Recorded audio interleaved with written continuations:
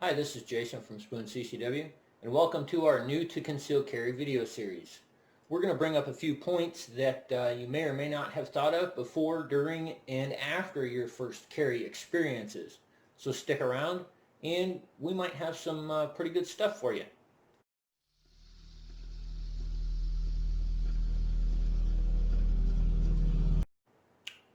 Welcome to our first video in new to concealed carry. So, first thing I want to talk about is mindset.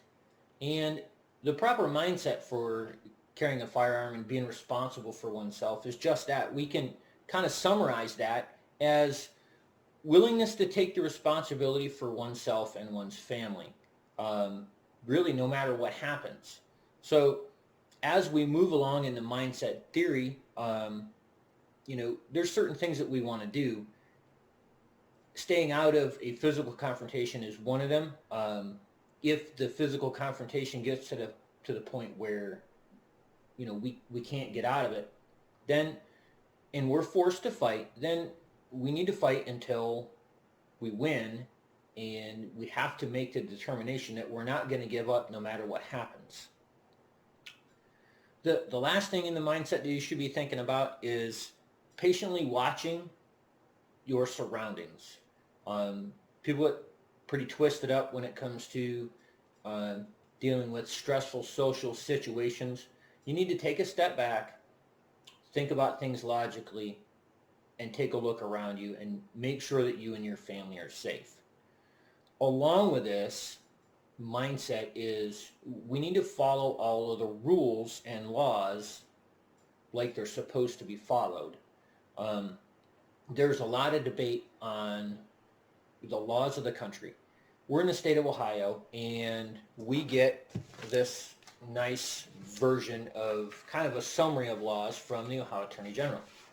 So this is my highlighted version. Obviously, you don't get the highlighted part, but you can go right to their website and print it off, the Ohio Attorney General, and read through it. And if you have taken a concealed handgun license class or CCW class, I'm really hoping that your instructor has gone through and kind of highlighted some very important points that are in here, maybe added a few things to it. But essentially, this is where you can and cannot carry and what you need to do in case of a physical confrontation to cover yourself legally. So there's some apps out there if you're traveling around the country that are going to really help you out with that. So check it out on the App Store and see if you can find something like that. I like one that's called the CCW. We showed in all our classes, but you get to choose the one that you like. The last thing that we need to think about, and one of the things that I see the most in public, is violation of our 3 safety rules. So our 3 safety rules: keep your finger off the trigger until you're ready to shoot.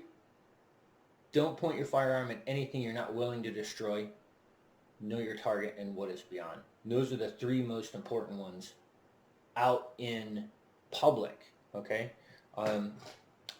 We talk with a lot of folks. We see a lot of folks outside of our training classes and whatnot. And, taking your gun out of your holster to show your buddy, probably not a good idea. Taking it out of the holster for any reason, not a good idea. It exposes you to problems. Just leave it in the holster. When you're out in public, you need to think about these 3 safety rules, right? If something happens to you, are you going to be able to quickly determine safe fire lanes or unsafe fire lanes, cover, concealment, different things like that? So really, you have to start thinking about this stuff now, not after you've left the house with your firearm in the holster. It is time to think about it now. Think about places that you've gone in the past and what you would do if something happened in that particular place. And most of us, 3 simple rules you should be able to rationalize what you need to do to keep you and your family safe. So that's the end of part 1. The next one I got on the list is going to be ammo selection. Another big misnomer that we have. So we're going to take a look at some good stuff as far as what we need to do to pick ammo for our concealed carry. Check us out next time, guys.